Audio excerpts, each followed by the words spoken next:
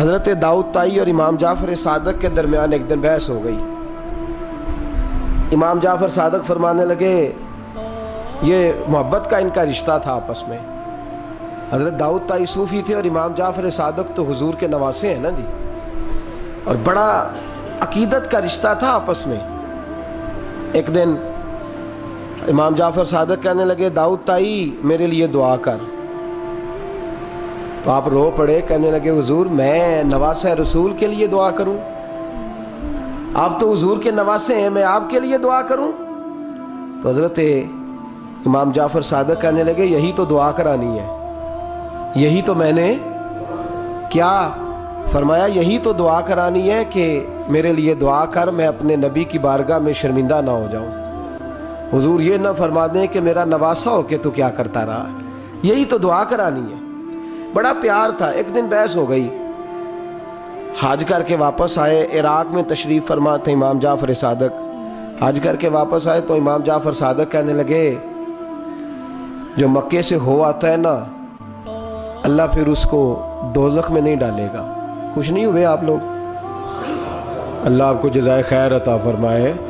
فرمایا جو کعبے کا دیدار کر لے ایک دفعہ زندگی میں اور ایمان کی حالت میں, اللہ پھر اسے دوزخ میں, ایک دفعہ جو دیدار کر لے ایمان کی حالت میں, اللہ دوزخ میں. یہ فرمانے لگے یہ میری بات ہے, تو تصدیق کر میری بات کی, کہہ میں نے ٹھیک کہا ہے. پیار تھا نا. تو کہنے لگے داؤد طائی تو کہہ میں نے ٹھیک کہا ہے. کہنے لگے جی آپ نے فتوی پورا نہیں دیا تو میں کیسے تصدیق کر دوں؟ آپ نے پورا فتویٰ, پوری بات کریں تو تصدیق کرا لیں. کہا پوری بات کیا ہے؟ فرمانے لگے جو خانہ کعبہ بیت اللہ کا دیدار کر لے اللہ دوزخ میں نہیں ڈالے گا, اور جو مدینے سے ہو آئے اللہ اسے جنت میں ضرور داخل فرمائے گا. صلی اللہ. تو آپ فرمانے لگے داؤد طائی میں نے تو مسئلہ بیان کیا اس لیے کہ جس نے ایمان کی حالت سے کعبہ دیکھ لیا تو اس کا اللہ پہ ایمان پختہ ہے, اور من قال لا الہ الا اللہ داخل الجنہ. اور تو نے یہ جو کہا ہے نا ضرور جنت میں داخل کرے گا مدینے دیکھنے والے کو, تو بھی دلیل پیش کر. مکہ کا ایمان کے ساتھ دیکھنے والا تو میں نے حدیث پیش کر دی, تو دلیل دے. حضرت داؤد طائی بولے بڑی خوبصورت بات, اور خوبصورت لوگ ہی خوبصورت باتیں کرتے ہیں, خوبصورت لوگ ہی جی, ورنہ تو اللہ خیر کرے خوبصورت بات نکلتی نہیں لوگوں کے منہ سے, حرم میں بیٹھ کے بھی نہیں نکلتی. پتہ نہیں کیا سانپ سونگ جاتا ہے, کس قسم کی بولی بولنے لگتے ہیں. خوبصورت لوگ خوبصورت بات کرتے ہیں. حضرت داؤد طائی کہنے لگے میری دلیل یہ ہے کہ پورے مکے میں کہیں جنت تو نہیں نا, مکہ دیکھنے والے کو جنت ملتی ہے پر مکے میں جنت نہیں. فرمانے لگے مدینے میں تو جنت ہے نا, روضۃ من ریاض الجنہ ماں بین بیتی و منبری روضۃ من ریاض الجنہ. فرمایا میرے منبر اور میرے گھر کے درمیان جتنی جگہ ہے وہ. اور آپ فرمانے لگے حضرت امام جعفر صادق سے کہنے لگے حضور دیکھیں نا, اللہ فرماتا ہے جو جنت میں گیا ہم فیہا خالدون, پھر نکالا نہیں جائے گا. تو کہنے لگے میرا عقیدہ ہے جو 2 نفل بھی ریاض الجنت میں پڑھ لے اللہ اسے ضرور جنت میں داخل فرمائے گا. اس لیے کہ جو گیا وہ دوبارہ واپس. حضرت ادریس علیہ السلام کی دوستی ہو گئی رضوان سے. رضوان جنت کے فرشتے کا نام ہے جس کے پاس چابی ہے جنت کی, دروازے پہ بیٹھے ہوتے ہیں. رضوان اس فرشتے کا نام ہے. تو حضرت ادریس کا یارانہ تھا, وہ ملنے آتے تھے جناب ادریس علیہ السلام کو. تو ایک دن حضرت ادریس کہنے لگے تو خود تو یہاں کی سیر کر جاتا ہے, مجھے کبھی کرائی نہیں. کہا آپ بھی کر لیں. تو فرشتہ آپ کو جنت دکھانے لے گیا. جنت میں جا کے تو کہنے لگا حضور چلے. فرمانے لگے کدھر؟ کہنے لگا واپس. فرمانے لگے میں نے جانا ہی نہیں. اس نے کہا کیوں؟ فرمانے لگے اللہ فرماتا ہے ہم فیہا خالدون, جو جنت میں آئے گا نکالا نہیں جائے گا. تو کیسے مجھے نکال سکتا ہے؟ کہنے لگے جناب آپ نے سیر کا کہا تھا. فرمایا سیر ہی ہے یہ, اس لیے کہ جنتی ساری عمر ہی سیر کریں گے, وہ سیر ہی کریں گے. سفر تو تھکا دیتا ہے بندے کو, یہ سیر ہی ہے. اب وہ فرشتے پریشان ہوئے تو رب کریم نے فرمایا وہ فرشتے تیرا اور اس کا یارانہ بھی میں نے لگوایا تھا, اور اس کو جنت کی سیر پر آنے کی خواہش بھی میں نے ہی پیدا کی تھی. اور تو کون ہوتا ہے میری بغیر اجازت دروازہ کھول سکے؟ بلوایا بھی میں نے ہی تھا. اور یہ جو میں نے کہا نا اڑ جا، یہ توفیق بھی میری ہوئی ہے، میری طلب بھی تو تیرے کرم کا صدقہ ہے۔ یہ پاؤں اٹھتے نہیں بلکہ یہ اٹھائے جاتے ہیں، تو جب بلا لیا ہے، جنت میں داخل کرا لیا ہے، اور جنت بھی وہ والی جس کو میرے رسول پاک کے قدموں نے جنت بنایا ہے، وہ جنت جس کو ریاض الجنہ کا لفظ دیا ہے، حضور نے جنت جس کو بنایا ہے، وہاں تک پہنچ جائے۔ یہ ہے ارض جنت، یہ طیبہ کی زمین ہے ارض جنت، پر زمین کس کی ہے؟ کیسا عجیب معاملہ ہے۔ یہ ہے ارض جنت، یہ طیبہ کی زمین ہے، جنت بھی یہیں، کیونکہ مالک جنت بھی یہیں ہے، جنت بھی یہیں، مالک جنت بھی یہیں، جنت بھی یہیں تو مالک جنت بھی۔ اور جتنا جنت کا اعلان میرے نبی نے فرمایا نا، سارا فرمایا ہی مدینے میں ہے۔ اور جنت بیچی ہے کئی دفعہ نبی پاک نے، کئی دفعہ فرمایا بیر روما کما خرید کے دو، مجھ سے جنت لے لو۔ حضرت عثمان نے کہا حضور میں خرید دیتا ہوں۔ کہا جنگ تبوک کے لیے سامان دو، مجھ سے جنت لے لو۔ حضور نے تو کئی دفعہ سیل لگائی ہے جنت کی۔ یہ ہے ارض جنت، یہ طیبہ کی زمین ہے، جنت بھی یہیں، مال کے جنت بھی یہیں ہے۔ کعبۃ اللہ، حضرت عبداللہ ابن مسعود رضی اللہ تعالیٰ عنہ فرماتے ہیں جس کو ایک تکلیف آئے نا کعبے میں، کتنی جی؟ ایک کدی تے آئی جاندی ہے نا، میرے ورگے ہمیشہ دے تھکے بندے، ایک آدھ تکلیف تو بخار آ گیا، پیر میں درد ہونے لگ گیا، کوئی تکلیف تو آئی جاتی ہے۔ فرماتے ہیں ایک تکلیف اگر تجھے حرم مکہ میں آئی نا، ایک، تو اللہ تیرے 80,000 سال کے گناہ معاف فرما دے۔ کنے 80 100 نہیں، میں نے سوچ سمجھ کے جملہ کہا ہے، 80 ایک تکلیف اگر تجھے کہاں بولے نا یار، کتنی؟ ایک، گناہ کتنے معاف؟ یہ کس نے کہا ہے؟ حضرت عبداللہ ابن مسعود نے۔ وعدہ کس کا ہے؟ اللہ کا۔ وعدہ کس کا ہے؟ اگر مدینے چلے جائیں تو میرے نبی پاک صلی اللہ علیہ وسلم کو پتا تھا لوگ میرے غلاموں کو دھکے بھی ماریں گے، مجنون اور پاگل بھی کہیں گے، ان کو بری نظروں سے بھی دیکھیں گے، کہیں گے یہ تو ہے ہی پاگل، بڑا کچھ ہوگا۔ واہ محبوب تیرے انداز میزبانی پہ قربان جائیں، کیسا بندوبست فرمایا، کیا انداز اختیار فرمایا۔ فرمایا تم میں سے جو کوئی مدینے آیا وہ میرا مہمان ہے۔ کوئی مدینے مکے میں ایک تکلیف پہنچی تو 80,000 سال کے، اور یہاں مدینے میں واہ کیا جود و کرم ہے شاہ بطحہ تیرا۔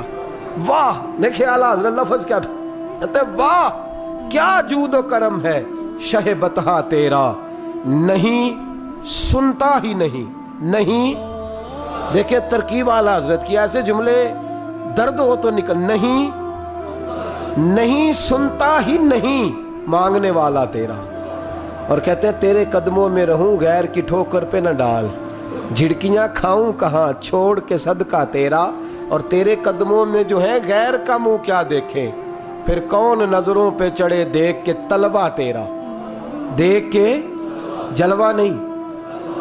اعلیٰ حضرت کا انداز کوئی اعلیٰ مزاج لوگ ہی سمجھتے ہیں، جلوہ نہیں جی، کہتے ہیں جس نے میرے مصطفیٰ کے قدم کا تلوہ دیکھ لیا اس کی نظر پہ کوئی نہیں چڑھتا، تو جس نے جلوہ دیکھ لیا صلی اللہ ہو، کون نظروں پہ چڑھے دیکھ کے تلوہ تیرا، قدم دیکھ لے تو نظر پہ کوئی نہیں چڑھتا، تو جو سیدنا صدیق اکبر کی طرح مولا علی کی طرح جلوہ ہی دیکھ لے۔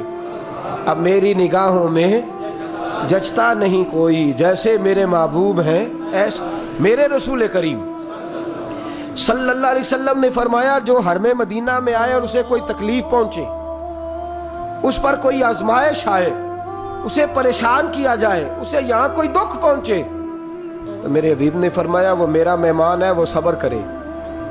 یا رسول اللہ کیا ملے گا؟ فرمایا تم مدینے کی تکلیفوں پہ صبر کرنا، میں قیامت کے دن اللہ کی بارگاہ میں تمہاری سفارش کروں گا، میں رب کی بارگاہ میں تمہاری سفارش کروں گا۔ مکہ مکرمہ میں تکلیف پہنچی تو گناہ معاف ہے، اور یہاں تکلیف پہنچی تو حضور کی سفارش۔ اور پھر دیکھیے نیکی کا انداز دیکھیے، مکہ مکرمہ میں کوئی ایک نیکی کرے تو 1,00,000 کا ثواب ہے، ایک نماز پڑھو تو کتنے کا؟ ہم نے کبھی سوچا بھی نہیں ہوگا کہ 1,00,000 نفل پڑھیں گے۔ ایک طواف کرو تو کتنے طواف کا ثواب؟ ایک بار ایک دفعہ سبحان اللہ پڑھو تو کتنی کا ثواب ہوا؟ 1,00,000 کا ثواب. اور اگر کوئی حج کرنے جائے تو ثواب ڈبل ہو جاتا ہے. اور اگر کوئی رمضان شریف کے مہینے میں جائے تو 1,00,000 کو 70,000 سے ضرب دینی پڑ جاتی ہے. 1,00,000 کو اگر رمضان شریف میں جائے تو یہاں آپ کیلکولیٹر نہ نکال لیجئے گا، اگلی تقریر نہ رہ جائے. 70 کو 1,00,000 سے ضرب دینی پڑتی ہے. یہ نیکیاں ہیں جو اللہ پاک حرم مکہ میں جانے والے کو عطا فرماتا ہے. میری سمجھ میں صرف اتنی بات آتی ہے کہ وہ جو امتیں کرتی رہی ہیں نا، 1,000 سال عبادت، 1,000 سال انہوں نے عبادت کی ہے، تو امت مسلمہ کو اللہ نے درجہ تو اونچا ہی دینا ہے نا. کنتم خیر امت جو درجہ چونکہ اونچا دینا ہے تو اللہ پاک نے یہ بہانے بنا دیے ہیں. شب قدر ہے، شب برات ہے، یہ اللہ پاک نے بہانے بنا دیے ہیں. مالک کریم نے یہ بہانے بنائے ہیں. فرمایا تم بھی شب برات میں، شب قدر میں مسجد آ جاؤ، یا اللہ تمہیں موقع دے تو حرم مکہ اور مدینہ آ جاؤ. میں تمہاری ایک ایک نیکی پر اتنا زیادہ ثواب دوں گا کہ تم پچھلی امتوں سے آگے نکل جاؤ گے. پچھلی امتوں سے اللہ نے ہمارے نمبر ہی زیادہ رکھے ہیں اور ہمیں اضافی نمبر بڑے ملتے ہیں. بڑے نمبر رکھے ہیں رب کریم نے ہمارے لیے. تو رب اللہ کریم کی رحمت سے میرے رسول پاک صلی اللہ علیہ. اور پھر دیکھیں نا، کعبے کا معنی ہے مسابت للناس. کعبہ رجوع کی جگہ ہے. کس چیز کی جگہ ہے؟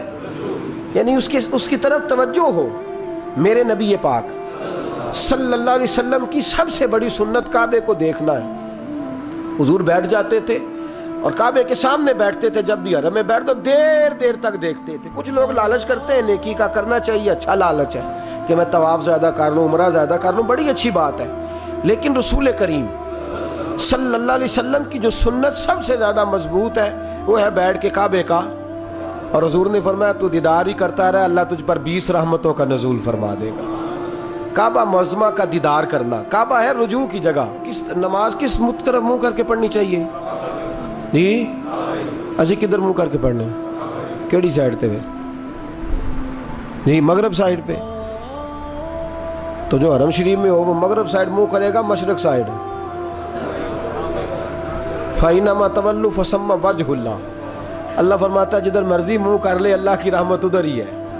وَلِلَّهِ الْمَشْرِقُ وَالْمَغْرِبُ. مشرق بھی اللہ کا، مغرب بھی اللہ کا. فَإِنَّمَا تَوَلُّوا فَثَمَّ وَجْهُ اللَّهِ. جدھر بھی منہ کرے گا اللہ ادھر ہی. چاروں جانب دنیا کا رجحان کعبے کی جانب ہے. اور یہ جو ہمارا دل کھنچا چلا جاتا ہے نا کعبے کی جانب، کھنچا چلا جاتا ہے، اس کی وجہ یہ ہے کہ نماز اللہ کی اور منہ طرف. نماز کس کی؟ منہ طرف. تو ساری زندگی کہتے رہے تو پھر طبیعت تو کھنچے گی نا، کعبے کی طرف کھنچے گی. میرے محبوب کریم صلی اللہ علیہ وسلم کے لفظ بڑے حسین ہیں. محبوب کریم صلی اللہ علیہ وسلم نے فرمایا تو حج اور عمرہ کرنے آئے تو یہ نہ سمجھ میں حاجی یا معتمر ہوں. الحاج والمعتمر وفد اللہ. حج عمرہ کرنے والا اللہ کی جماعت ہے. یہ کس کا گروپ ہے؟ یہ کس کا گروہ ہے؟ اللہ. یہ اللہ کا گروہ ہے. اللہ ان کی میزبانی فرماتا ہے، اللہ ان کو انعامات سے نوازتا ہے. رب کریم اپنے گھر بلاتا ہی اس کو ہے جس کو اللہ نے درگزر کرنا ہو، جس کو اللہ نے معاف کرنا ہو، جس کو اللہ نے بخش دینا ہو. بڑے. اور پھر میاں صاحب رحمۃ اللہ علیہ کا ایک شعر تھا. میں ذرا پریکٹیکل دیکھتا ہوں چیزوں کو، کوشش کرتا ہوں کہ دیکھا جائے. تھوڑا سا نوجوان نسل ہماری تھوڑی سی کہتی ہے ہمیں عقلی طور پہ بھی سمجھاؤ. تو میں فیلڈ کا آدمی ہوں تو تھوڑا مجھے پالا پڑتا ہے، سوالوں کے جواب دینے ہوتے ہیں، تو میں ہر چیز کو اس کے اصل نقطہ نظر سے دیکھتا ہوں. تو میاں صاحب کا ایک فقرہ تھا، دوسرے والے کی تو سمجھ آتی تھی، پہلے والے کی نہیں آتی تھی. مشہور بڑا تھا، رحمت دا دریا الہی. آتا ہے نا آپ سب کو؟ مینوں نہ سناؤ تو وکری گل ہے، ویسے آتا ہے. رحمت کا دریا الہی تے جے ایک قطرہ. وہ جے ایک قطرے والی تو سمجھ میں بات آتی تھی، لیکن وہ جو ہر دم وگدا ہے وہ ظاہری آنکھوں سے نظر.